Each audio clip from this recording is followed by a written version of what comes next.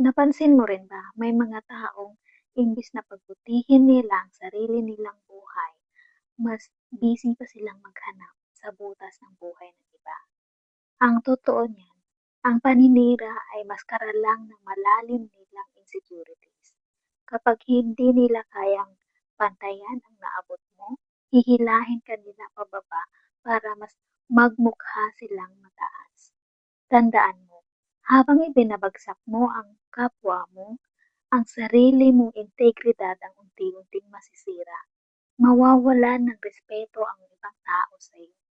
At madalas na bukang bibig ng isang tao, leksyon lang ito ng nilalaman ng kanyang puso. Kaya huwag kang titigil sa pagiging mabuti kahit gawan ka pa ng kwento. Dahil ang katotohanan ay parang usok na gustong takpan, sisingaw at sisingaw din yan. May naging billionaire na ba sa paninira ng iba?